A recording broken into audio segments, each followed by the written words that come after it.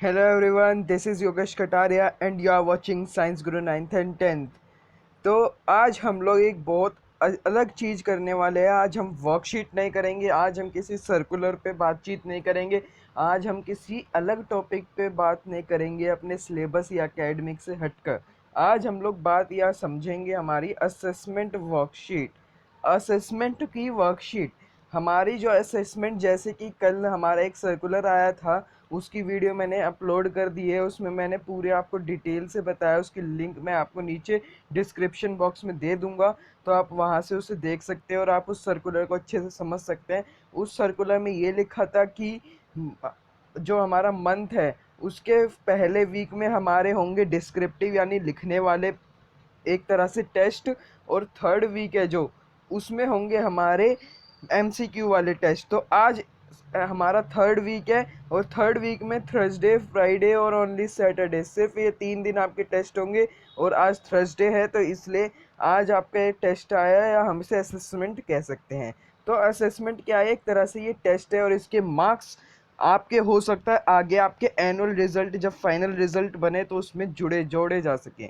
तो हमारा ये जो है ये असेसमेंट वर्कशीट 1 है, क्लास 10th की साइंस की, जिसकी डेट है हमारे पास 22 जुलाई 2021 यानी कि आज की। ठीक है, तो चलिए यहाँ पे क्या क्वेश्चन है। Darken the circle against correct option of the following questions with a pencil और पेन। हमें यहाँ पर जो एक गोले दे रखे हैं, कुछ ऐसे गोले हैं, हमें इन्हें ऐसे ऐसे ऐसे ऐसे ऐसे ऐसे भरना है। पेंसिल से या पेन से हमें इन्हें पूरा पूरा भरना है, डार्क करना है इन्हें पूरा, पेंसिल से या पेन से। ठीक है, और इसे हमें अपने सब्जेक्ट टीचर को जमा कराना है करके। तो पहला क्वेश्चन है, the symbol of sodium, copper and magnesium are respectively. Symbol sodium का, कॉपर का और मैग्नीशियम का सिंबल क्या होता है? सोडियम का सिंबल होता है Na, कॉपर का Cu और मैग्नीशियम का होता है Mg। अब यहाँ पर देखेंगे कि कहाँ ये तीनों ऑप्शन है। पहले में है Na, Mg and Cu। Order खराब है, ऑर्डर उल्टा फुल्टा दे रखा है। अगले में है MgNaCu, ऑर्डर इसमें भी उल्टा फुल्टा है। अगला है NaCu एंड Mg, ये वाला हमारे हिसाब से ठीक है। अगला है CuNa एंड Mg, इसमें भी ऑर्डर बेकार है। तो हमारा जो सही आंसर आएगा वो आएगा बी। और बी के सामने जो ये गोला है, इसको हम इस तरह से, रुकिए मैं आपको दिखा दूं, इसको इस तरह से कुछ हम ऐसे ऐसे डार्क कर देंगे। मैं डार्क करने की कोशिश कर रहा हूँ, कुछ ऐसे आप गोले को डार्क कर दीजिएगा। तो अगला क्वेश्चन है हमारा, symbol of chlorine and chloride are respectively. Chlorine और क्लोराइड का सिंबल क्या होता है? हमसे खाली सिंबल पूछा है, याद रखिएगा, वैलेंसी नहीं पूछी। तो क्लोरीन का सिंबल होता है Cl और क्लोराइड का Cl माइनस, ऊपर माइनस क्यों? क्योंकि ये एक आयन है। आयन हमेशा अपने चार्ज के साथ ही लिखा जाता है। अब देखते हैं यहाँ पर कहाँ क्लोरीन और क्लोराइड का दोनों का सिंबल सही है। ए वाले में दे रखा है Cl और Cl माइनस। यहाँ पर गलती क्या है कि जो Cl है वो छोटा है, यहाँ पर बड़ा C आता है और छोटा L आता है, पर यहाँ छोटा C और छोटा L है दूसरे में। अगला दूसरा बड़ा है Cl और एंड Cl, तो यहाँ पर भी वही गलती है। देखिए, C ना है तो चार्ज आपको दे रखा है, और ना ही आपको C बड़ा दे रखा है, यहाँ पे छोटा है, इसलिए ये भी नहीं होगा। अगला है यहाँ पर Cl एंड Cl माइनस, ये वाला एकदम करेक्ट रहेगा, क्योंकि यहाँ पर बड़ा सी छोटा एल है पहले में, और दूसरे में भी बड़ा सी छोटा एल है, वो भी चार्ज के साथ। तो ये हमारा करेक्ट ऑप्शन रहेगा। आप यहाँ से इसे डार्क कर लीजिए, मैं टिक लगा देता हूँ यहाँ पे। आपको सिर्फ आपको यहाँ पर डार्क करना है। अगला, formula formed by combination of silver and iodine. Silver का फॉर्मूला क्या है? Ag, और अब आयोडीन इसमें जोड़ लिया, तो ये दोनों के फॉर्मूला जो बनेगा, ये क्या बनेगा आपका? ये बनेगा AgI। AgI, ए बड़ा होगा, ए कैपिटल लेटर में होगा, जी स्मॉल लेटर में होगा, और आई भी कैपिटल लेटर में होगा। तो यहाँ पर गलती क्या है कि आई छोटे यानी कि स्मॉल लेटर में है, इसलिए पहला वाला हमारा नहीं होगा। दूसरे वाले में क्या है कि सभी बड़े में है, ऐसा नहीं होगा, जी जो है वो स्मॉल में होना चाहिए। तीसरा जो है उसमें जी स्मॉल में है और आई बड़े में है, एकदम ठीक, यही हमारा आंसर होगा। जो जो चौथा है वो भी देख लेते हैं क्या है, लेकिन चौथे में ए स्मॉल दे दिया तो ये भी गलत। तो हमारा जो सही आंसर आया वो आया सी। अगला जो क्वेश्चन है वो है valency of potassium and chlorine are respectively, यानी कि क्लोरीन, पोटेशियम और क्लोरीन की वैलेंसी हमें लिखनी है। पोटेशियम की वैलेंसी होती है +1 अगर आपको याद हो तो, और क्लोरीन का एटॉमिक नंबर अगर आपको याद हो तो 17 होती है। 17 का इलेक्ट्रॉनिक कन्फिग्रेशन करेंगे तो 2, 8 और 7। इसको कितने इलेक्ट्रॉन्स की नीड है?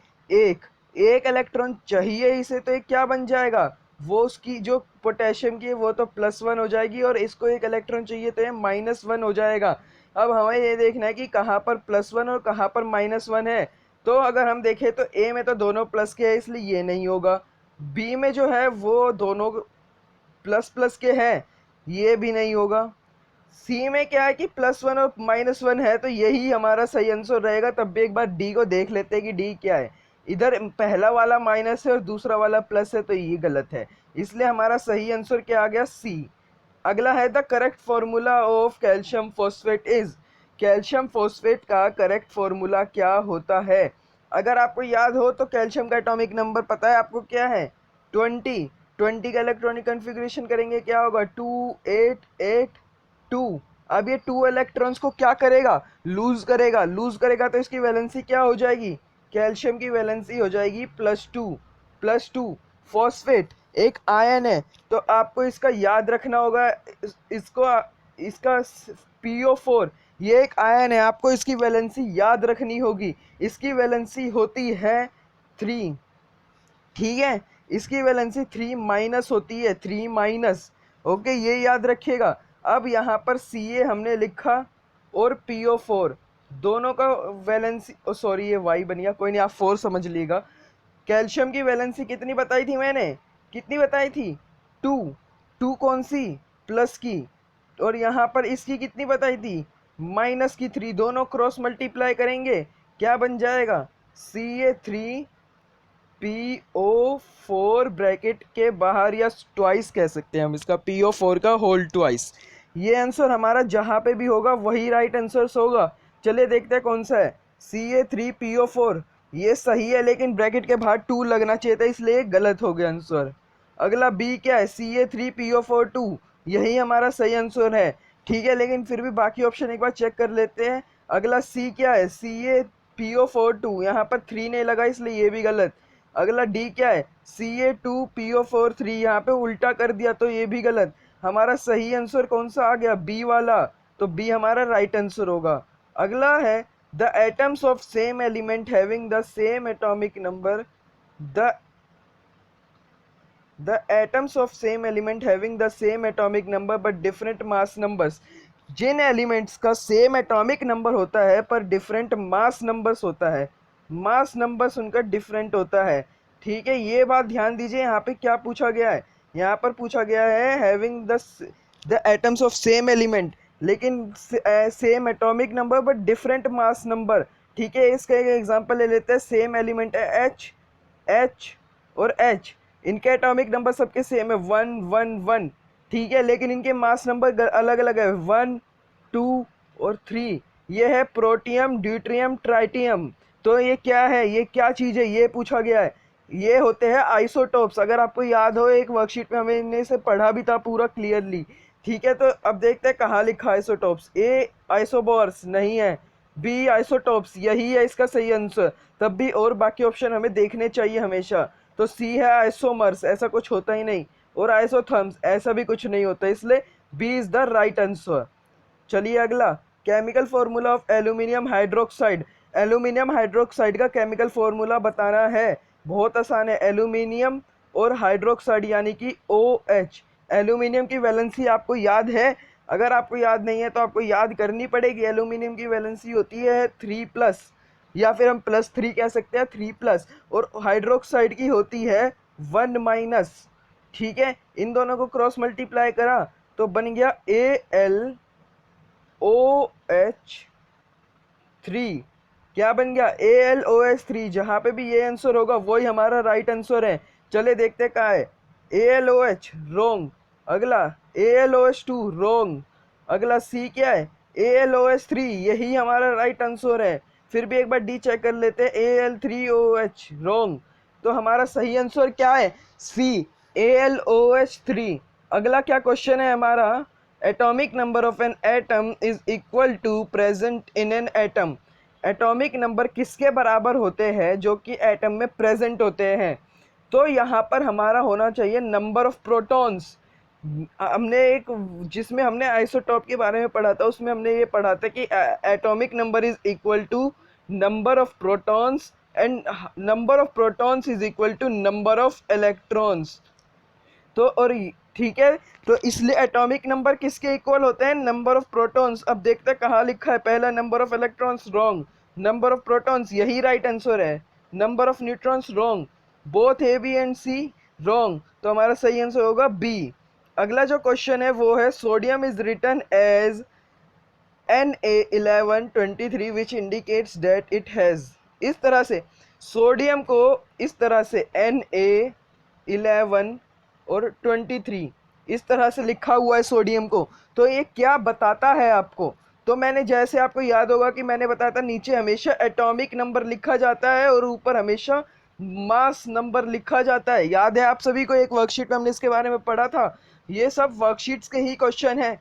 तो यहाँ पर इस देखते हैं कि चलिए एटॉमिक नंबर 11 और मास नंबर 23 कहाँ लिखा है। एटॉमिक नंबर 23, मास नंबर 23, ये गलत है।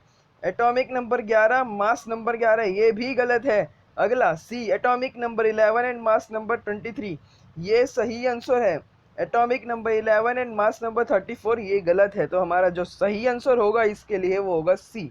सी इज द राइट आंसर। इसलिए मैंने सब आंसर्स को हाईलाइट कर लिया ताकि आप सभी को क्लियरली विजिबल हो। अगला क्वेश्चन है, MgOH2 इज, MgOH2 क्या है, MgOH2 ये है मैग्नीशियम हाइड्रोक्साइड। अब magnesium hydroxide milk of magnesia भी होता है। अगर आपको एक वर्कशीट याद हो, वर्कशीट नंबर 2 में हमें कुछ केमिकल फॉर्मूलाज ऑफ कंपाउंड्स आए थे, तो वहाँ पर आप जाकर चेक करेंगे तो मिल्क ऑफ मैग्नीशिया का फॉर्मूला आपको यही मिलेगा, MgOH2। तो कुछ बच्चे यहाँ पर कंफ्यूज हो रहे हैं, वो सिर्फ अभी हम मैं बताता हूँ कैसे कंफ्यूज हो रहे हैं। मैग्नीशियम ऑक्साइड ये तो होगा ही नहीं, मैग्नीशियम ऑक्सी हाइड्रोजन ये भी नहीं होगा। अगला कुछ बच्चे कंफ्यूज क्या हो रहे हैं, वो बी और सी में कंफ्यूज है। उनको लग रहा है कि मैग्नीशियम हाइड्रोक्साइड है, लेकिन वो लोग सीधा देख के कर रहे हैं, लेकिन ये ऑप्शन को नहीं देख रहे कि यहाँ पर मिल्क ऑफ मैग्नीशिया भी दिया हुआ है। आप जाकर सबसे पहले मिल्क ऑफ मैग्नीशिया का फॉर्मूला चेक कीजिए। मैग्नीशियम हाइड्रोक्साइड तो यहाँ पर देखिए लिखा ही हुआ है, मिल्क ऑफ मैग्नीशिया भी लिखा हुआ है साथ में, तो आपको पता लगेगा कि दोनों अलग नहीं है, एक ही बात है, बस यहाँ पर मिल्क ऑफ मैग्नीशिया ऐड है। और इसका राइट आंसर ये होना चाहिए मेरे ख्याल से, मिल्क ऑफ मैग्नीशिया और मैग्नीशियम हाइड्रोक्साइड। ठीक है, तो आप सी ऑप्शन इसका राइट होगा। आज की जो हमारी वर्कशीट थी, या वर्कशीट असेसमेंट वर्कशीट थी, जो असेसमेंट थे, एक तरह से हम असेसमेंट कहेंगे इन्हें, असेसमेंट थी जो हमारी आज की वर्कशीट के थ्रू, जो साइंस की थी क्लास 10th के लिए, ये यहीं पर ख़त्म होती है, समाप्त होती है। आई होप आप सभी को सभी क्वेश्चंस क्लियरली समझ में आ गए होंगे। अगर आपको असेसमेंट बड़ी अच्छे से समझ में आई और आपके स्कूल में अगर आपने इससे करा और आपके सारे क्वेश्चन सही गए, तो इस वीडियो को लाइक कर लीजिएगा और मेरे चैनल को ऐसे ही सभी असेसमेंट के या वर्कशीट के या के सॉल्यूशन पाने के लिए और CBSE के लेटेस्ट सर्कुलर पाने के लिए मेरे चैनल को सब्सक्राइब कर लीजिएगा। तो चलिए मिलते हैं अब एक नई वर्कशीट या एक नए असेसमेंट के साथ क्लास 9th और 10th के। तो चलिए तब तक के लिए बाय बाय, बाय बाय।